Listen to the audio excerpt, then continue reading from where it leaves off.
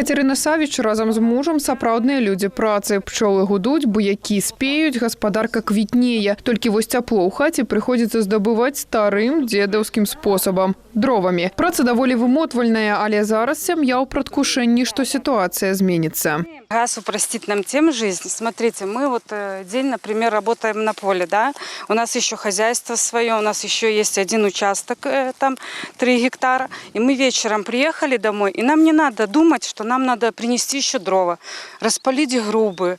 Мы приехали, на кнопочку нажали, и у нас уже тепло, все хорошо. То есть уехали куда-то, приехали, все, то есть без проблем. Газ – слово, якое гучыць як сімвал камфорту і доўгачаканага палягчэння і для іншых жыхароў аграгарадка Людзяневіч і Жыткавіцкага района. У Любові Церабяленка ўжо пабудавана ўнутрыдымавая сістэма газазабеспячэння. Справа засталася за малым. Сейчас мне прокопают эту траншею, до конца проведут этот газ, и я могу спокойно отключить газовые баллоны и подключиться к природному газу. Главное, так хорошо сделали это все наши газовики. Мне так нравилось.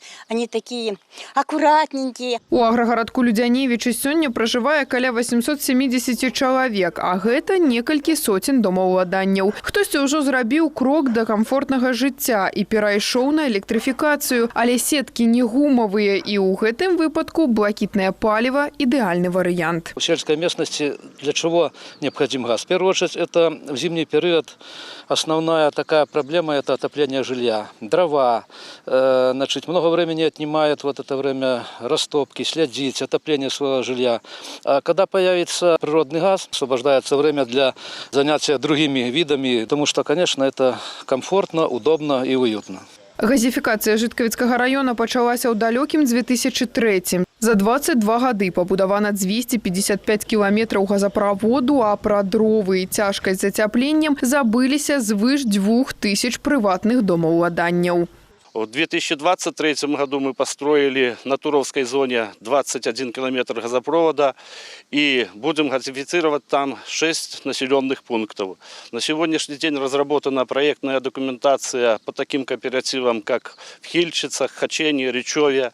Туда подведены в 2024 году подводящие газопроводы по программе «Комфортное жилье». Ну и во втором полугодии 2025 года мы приступаем к строительству данных кооперативов. Газифікацыя – гэта не толькі пра пракладзеныя трубы і палаючыя канфоркі. Гэта яркі прыклад таго, як сацыяльная палітыка дзяржавы рэалізуецца на месцах і стварае камфорт для кожнага, незалежна ад месца жыхарства. Тацяна Піменёнкава, Валерый Гапанько, тэлерадыёкампанія «Гомель».